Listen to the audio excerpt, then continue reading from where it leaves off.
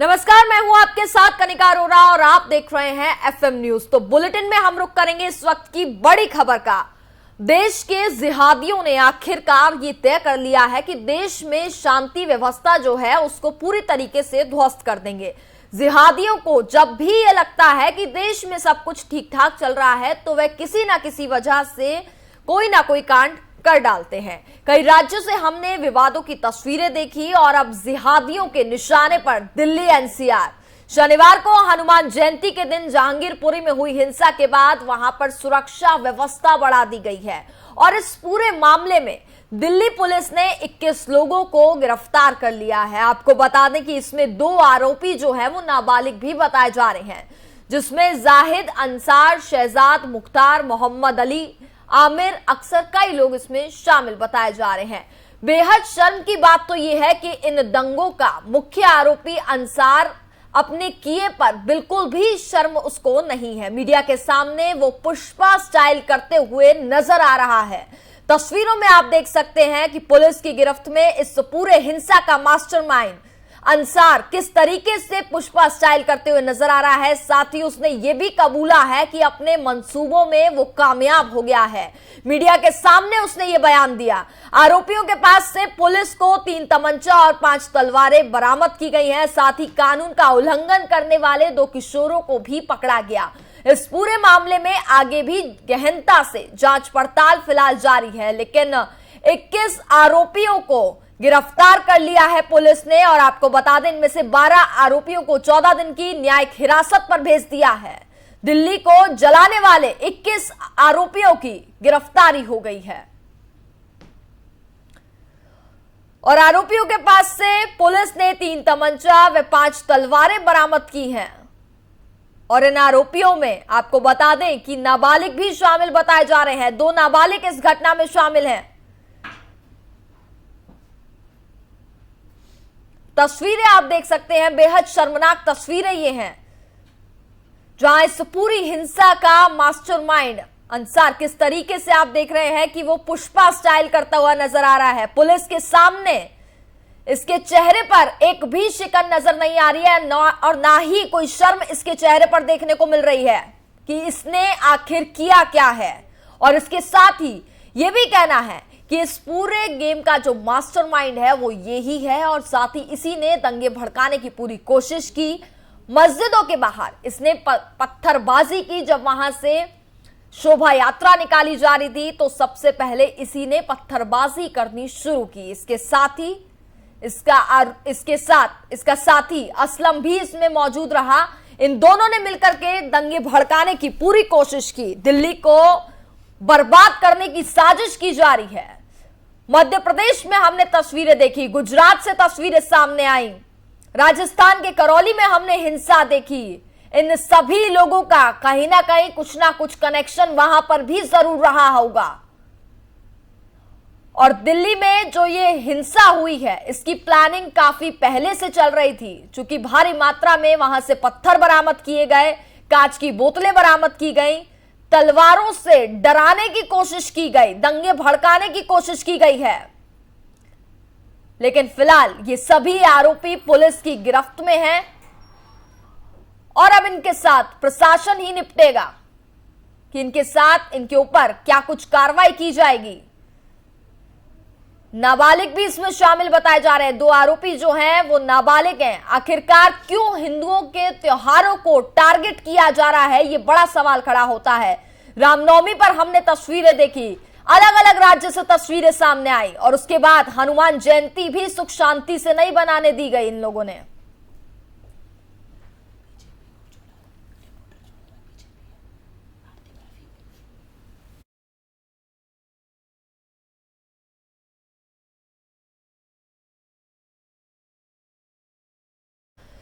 और हमारे साथ इस खबर पर ज्यादा बातचीत करने के लिए बीजेपी नेता है आरती मेहरा जी, वो जुड़ गई हैं। आरती मेहरा जी, सबसे पहले आपका एफएम न्यूज में बहुत बहुत स्वागत है। आरती जी, आपको मेरी आवाज मिल पा रही है? बिल्कुल, आरती जी हमारे साथ जुड़ गई हैं, बीजेपी की नेता हैं, उनसे हम बातचीत करेंगे इस पूरे मुद्दे पर। आरती जी, इस तरीके की घटना जो हुई है, देश की राजधानी दिल्ली से इस तरीके की तस्वीरें सामने आना बेहद शर्मनाक है, और इस पर अगर बात की जाए तो दिल्ली सरकार भी अपना पल्ला झाड़ती हुई नजर आ रही है। दिल्ली सरकार की तो आदत है, वो सबसे पहले अपना पल्ला झाड़ती है, और जहाँ पे अच्छे कार्य हो वहां पे वो सबसे आगे, चाहे उसमें उनका कोई कंट्रीब्यूशन हो या ना हो। खैर उनकी बात छोड़िए, लेकिन जो दिल्ली हमारी देश की राजधानी है, हमारे लिए गौरव का स्थान है जी। जिस दिल्ली में हमारे राष्ट्रपति, प्रधानमंत्री से लेके कंटोनमेंट एरिया भी है, और जहाँ पे सारे विश्व भर की एम्बेसीज भी हैं जी। उस दिल्ली में इस तरह की शर्मनाक, दर्दनाक, क्योंकि बहुत से लोगों को जिस प्रकार से क्षति हुई है, इतने लोग हॉस्पिटल में हैं, और मुझे लगता है कि पुलिस इसमें बहुत स्विफ्ट एक्शन ले रही है, क्योंकि अचानक ही कहीं से कोई व्यक्ति आए और वो पिस्टल निकाल ले, खुली हुई तलवारें नजर आने लगे, और बोतलें और बॉटल्स में भर के अगर एक जुलूस जा रहा है तो उस पे फेंकने की वो करे, ये बहुत शर्मनाक है। बिल्कुल आरती जी, देखिए तो कहीं ना कहीं हिंदुओं के त्योहारों को टारगेट किया जा रहा है। रामनवमी पर हमने देखा कई राज्यों से तस्वीरें सामने आई, और अब हनुमान जयंती भी सुख शांति से नहीं बनाने दी गई। ये किसी साजिश के तहत ये प्रयोग कर रहे हैं, और इनके ऐसे प्रयोगों को यहीं पे कुचल देना होगा, यहीं पे ही उन्हें क्रश करना होगा, और जिसके लिए हमारा गृह मंत्रालय पूरी सजगता से, क्योंकि पहले दिन से ही हमारे देश के गृह मंत्री अमित शाह इसमें सजग होके पुलिस कमिश्नर से बात करके, और जिस प्रकार 20 लोगों को पकड़ा गया है, 14 लोगों को अभी तक कोर्ट में पेश भी कर दिया गया है, तो मुझे लगता है कि स्ट्रिक्ट एक्शन, और जरूरी है बताना कि देश में शांति, देश में इस तरह के दंगों की और इस तरह की जो लोग काम करते हैं, अशांति फैलाने का काम करते हैं और डिवाइड करने का काम करते हैं, नफरत फैलाने का काम करते हैं, उन लोगों की कोई जगह नहीं है। उन्हें समाज में नहीं रहना चाहिए, उन्हें जेल में रहना चाहिए। तो उस पर पूरा एक्शन हो रहा है। बिल्कुल, और बेहद शर्मनाक तो ये है कि इस पूरे हिंसा का जो मास्टरमाइंड है अंसार, पुलिस उसे गिरफ्तार करती हुई ले जा रही है, और साथ ही वह पूरे मतलब उसके चेहरे पर एक शिकन तक नहीं देखने को मिल रही है। साथ ही उसका ये भी कहना है, पूरे मीडिया चैनल्स के सामने वो ये कहता हुआ नजर आ रहा है कि वो अपने मंसूबों में कामयाब हो गया है। इतने हौसले कैसे बुलंद हो गए हैं? हौसले इसलिए बुलंद हुए क्योंकि मैं कह रही हूँ कि ये साजिश है, ये प्रयोग करना चाह रहे हैं। आप देखिए कि ये 2 साल में दूसरा है जी, और ये प्रयोग इसलिए, इनकी साजिश में एक से ज्यादा लोग होते हैं, तो ये लोग साजिश करके इस तरह के दंगे फैला के एक तरह की जिसे कहते हैं कि अनरेस्ट पैदा करना, लोगों को डराना, तो मुझे लगता है कि कड़ा। अब देखिए यूपी में तो हमारे योगी जी हैं जो इतना कड़ा, इतना जबरदस्त वो लेते हैं। इधर केजरीवाल जी जो है जी, इन्हें अपनी अपीजमेंट करनी है, क्योंकि इनका मुस्लिम वोट बैंक है। किसी भी तरह का कोई भी एक्शन लेंगे ही नहीं, सिर्फ और सिर्फ केंद्र पे डालेंगे जी, पुलिस जो है केंद्र के अंतर्गत आती है। तो मैं ये दिल्ली की जनता को विश्वास दिलाना चाहती हूँ आपके माध्यम से कि इसमें कोई भी बख्शा नहीं जाएगा। जो लहराते हुए आज शान से कह रहे हैं कि हम अपने मंसूबों में कामयाब हो गए, वो कल जेल में पड़े पछताते नजर आएंगे। तो उनके खिलाफ पूरा एक्शन किया जाए, और एक्शन उनके खिलाफ जरूर होगा। बिल्कुल आरती जी, बहुत बहुत शुक्रिया आपका हमारे साथ जुड़ने के लिए। Thank you.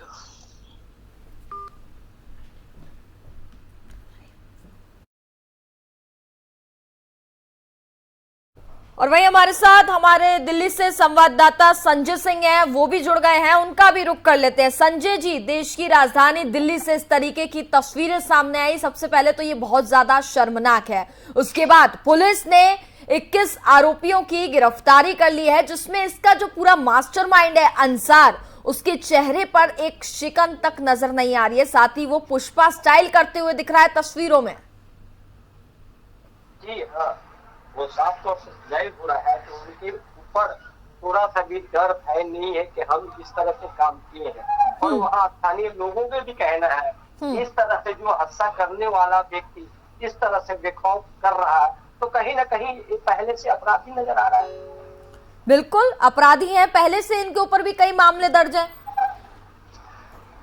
कई मामले अपराधी दर्ज है। बाकी प्रशासन के जो रवैया है, प्रशासन अपने जो एक्टिंग मोड में है, एक्शन तरीके से कर रहा है। तो दिल्ली पुलिस सराहनीय है कि रात की बात की जाए तो रात के करीबन 11:30 पौने 12 बजे के करीब रात को जगह पर जाकर रेप किया। जिस बंदे को थोड़ा सा शक था उनके घर पे गए, करीबन 40 से 50 पुलिस कर्मी गए और उनके घर पे गए। घर के बाद जाने का बाद वहां ढूंढा गया, पर वहां पे साफ तौर से देखा जाता है कि दिल्ली पुलिस लगातार इस मामले को छानबीन कर रही है और सीसीटीवी फुटेज के आधार पर और कॉल डिटेल के आधार पर बंदे को ढूंढा जा रहा है।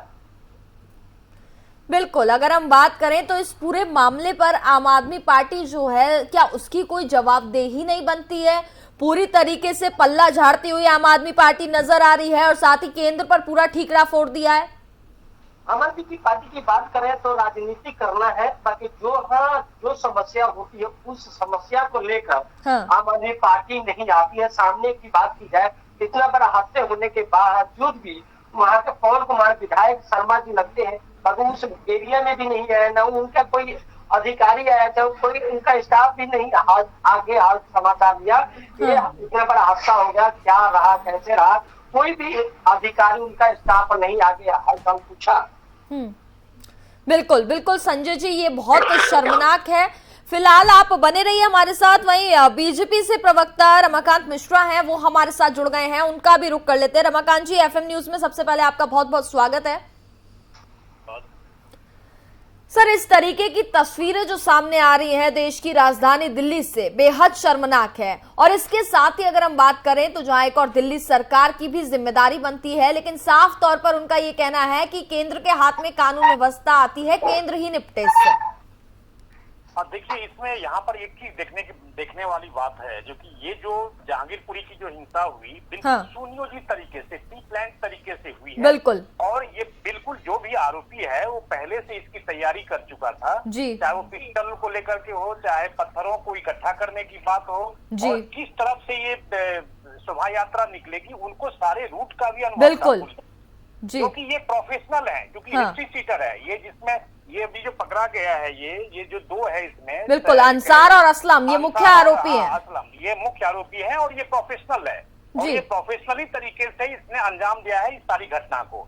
अब हम आते हैं जो कि लॉ एंड ऑर्डर की बात जब हम करते हैं तो यहाँ पर एक चीज हम सबको समझनी पड़ेगी, क्योंकि मैं पहला ही बाइट जब जिस दिन ये घटना घटी, अरविंद केजरीवाल जी का मैं पहला बाइट सुना था हमने, और उन्होंने सीधा केंद्र सरकार के ऊपर में ठिकरा फोड़ दिया। मैं कहता हूँ लॉ एंड ऑर्डर ठीक है, केंद्र सरकार के पास में है, क्या आप जो सरकार में है, क्या आपकी कोई जिम्मेदारी नहीं बनती है?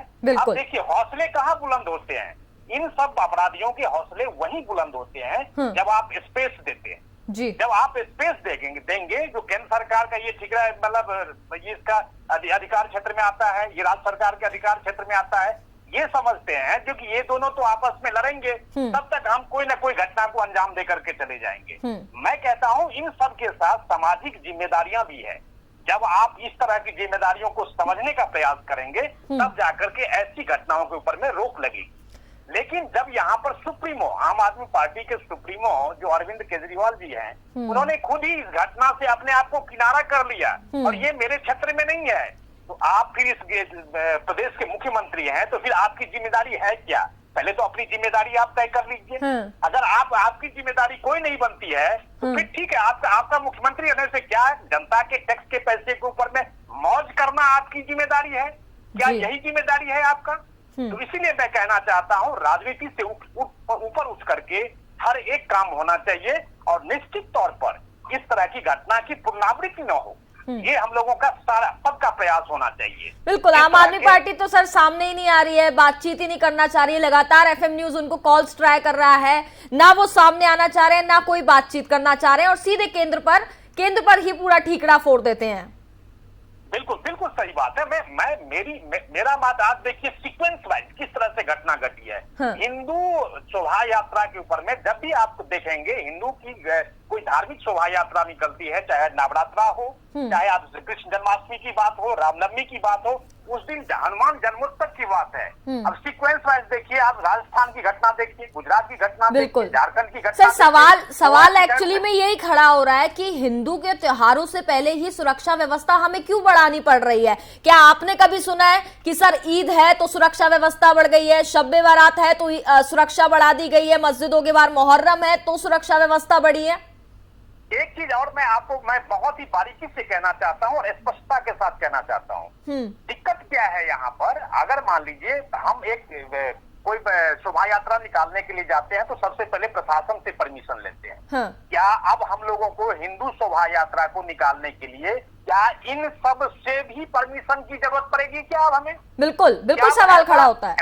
ऐसा लचर व्यवस्था मैं कह रहा हूं। आप देखिए, जो अब यहाँ पर जो भी जांच के दायरे में आएगा, चाहे जिसकी भी लापरवाही होगी, उसको दंडित किया जाएगा, ये कानून अपना काम करेगा। लेकिन हम सबकी भी जिम्मेदारी बनती है, बिल्कुल बनती है। हम जब अपराधी को जब हम स्पेस देंगे तो निश्चित है वो इस तरह की घटना करके निकल जाएगा।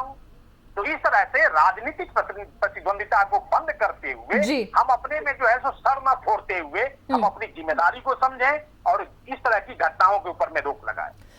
बिल्कुल रमाकांत जी, बहुत बहुत शुक्रिया आपका हमारे साथ जुड़ने के लिए। धन्यवाद। लगातार दिल्ली से हमारे रिपोर्टर संजय सिंह बने हुए हैं, उनसे हम बातचीत कर लेते हैं। संजय जी, जैसा कि हमने तमाम बीजेपी नेताओं से बातचीत की, उनका भी साफ तौर पर यह कहना है कि आम आदमी पार्टी अपनी जिम्मेदारी से कहीं ना कहीं भागती हुई नजर आ रही है, और एफएम न्यूज ने भी कई बार आम आदमी पार्टी से संपर्क करने की कोशिश करी, लेकिन वो बातचीत करने को तैयार ही नहीं है। कहीं ना कहीं देखा जाता है कि आम आदमी के पार्टी की बात की जाए तो कोई भी व्यक्ति जगह सामने आता है तो उसको सामने एक दूसरे के साथ होते हैं ताकि उनका राजनीति करना और एक दूसरे पे गेम प्लान करना। इतने बड़ा हादसा होने का बावजूद भी उस जगह पे कोई भी अधिकारी की बात की जाए, कोई भी नेता भी आते तो वहाँ सामने होते तो उनसे बात होता। पर वहाँ स्थानीय लोगों के भी कहना है कि आम आदमी पार्टी के बस जब जरूरत होता है तो एक दूसरे का इस्तेमाल करते हैं। इतने बड़े हादसे होने का बावजूद भी इस एरिया में नहीं आए तो कहीं ना कहीं सवाल तो उठता ही है सर। बिल्कुल संजय जी, आप इस पूरे मामले पर नजर बनाए रखिए और जो भी ताजा अपडेट है हम तक बिल्कुल पहुंचाते रहिए। फिलहाल बहुत बहुत शुक्रिया आपका हमारे साथ जुड़ने के लिए।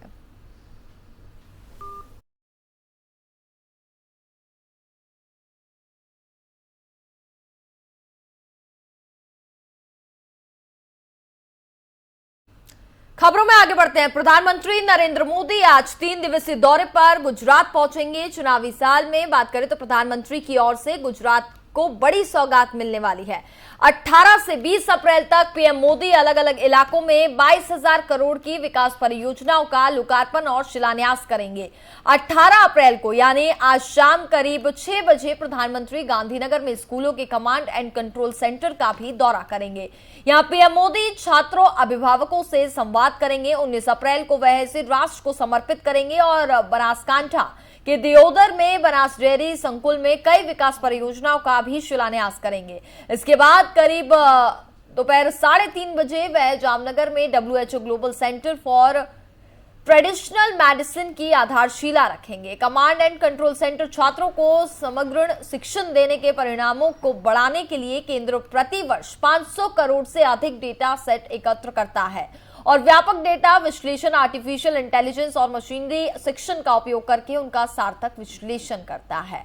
तो 3 दिन के गुजरात दौरे पर रहेंगे प्रधानमंत्री नरेंद्र मोदी। साथ ही गुजरात को कई बड़ी सौगातें भी मिलने वाली है। 18 से 20 अप्रैल तक प्रधानमंत्री नरेंद्र मोदी दौरे पर रहेंगे।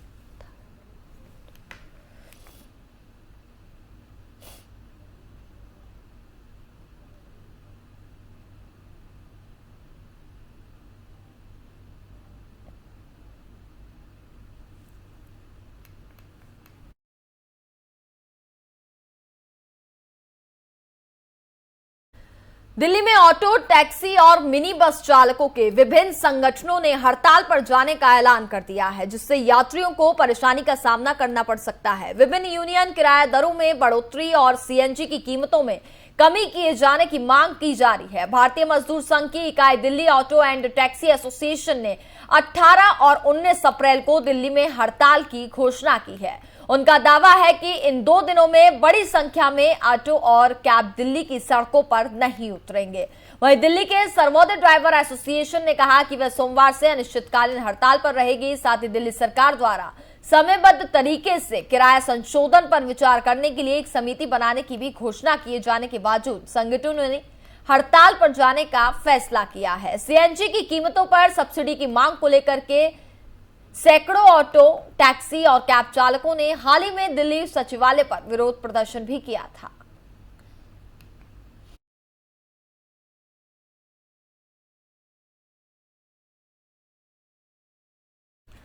बीजेपी नेता संबित पात्रा ने कांग्रेस अध्यक्ष सोनिया गांधी पर तुष्टीकरण को लेकर के हमला बोला है। उन्होंने क्या कुछ कहा, आपको सुनाते हैं। कल जिस प्रकार सोनिया गांधी जी ने एक चिट्ठी लिखा था कई और विपक्ष के नेताओं के साथ मिलकर, जिसमें फारूक अब्दुल्ला भी थे, जिसमें कुछ लेफ्ट के नेता भी थे, यह चिंता का विषय है। यह चिंता का विषय है क्योंकि जो सिलेक्टिव पॉलिटिक्स, चयनात्मक राजनीति विपक्ष के कुछ नेता कर रहे हैं, वह देश के लिए उचित नहीं है, देश के लिए हानिकारक है। सोनिया जी ने इस चिट्ठी में विचारधारा की बात की थी। आज प्रश्न उठता है, कौन सा ऐसा विचारधारा है जो देश में इस प्रकार दंगे कराता है? इस विचारधारा का नाम 70 वर्षों से एक ही है और उसका नाम है तुष्टीकरण की विचारधारा। The politics and the policy of तुष्ट करना, मुझे लगता है ये बहुत दुखी है। हनुमान जयंती के जुलूस पर दिल्ली के जहांगीरपुर में पत्थरबाजी को लेकर के राजनीति गर्माती जा रही है। उन्नाव लोकसभा से बीजेपी सांसद साक्षी महाराज ने इसको पत्थर जिहाद का नाम दिया है। जी हां, हम सब ने लव जिहाद तो सुना होगा, लेकिन अब पत्थर जिहाद का नाम भी सामने आ गया है। साक्षी महाराज ने कहा है कि हनुमान जयंती के दिन योजनाबद्ध तरीके से पत्थर चलाए गए हैं। उन्होंने कहा कि इसमें विपक्षी दलों का भी हाथ हो सकता है। बीजेपी सांसद ने कहा कि हिंदू मुस्लिम एकता पर नींबू निचोड़ने का राजनीतिक दल कर रहे हैं। इसके साथ ही पत्थर फेंके जा रहे हैं, इसलिए बुलडोजर भी चलाया जा रहा है। अभी तक कश्मीर के लोगों ने पत्थर फेंकते हुए देखा, अब रामनवमी के दिन पूरे देश में पत्थर फेंके जा रहे हैं।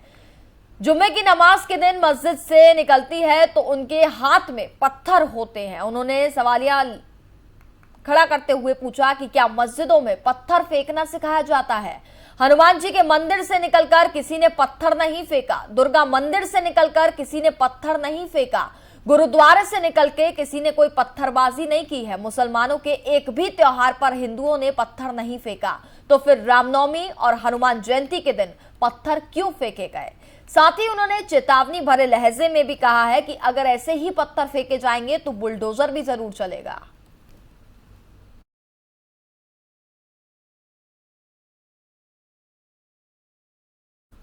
महाराष्ट्र में इन दिनों लाउडस्पीकर को लेकर के लाउड राजनीति हो रही है। मनसे प्रमुख राज ठाकरे ने मस्जिद में बजने वाले लाउडस्पीकर को लेकर के मोर्चा खोल रखा है। इसके साथ ही उन्होंने और आगे क्या कुछ कहा, आपको सुनाते हैं। जो है उनको अगर लगता है कि उनका धर्म इस देश से बड़ा है या कानून से बड़ा है, तो वो तो है नहीं।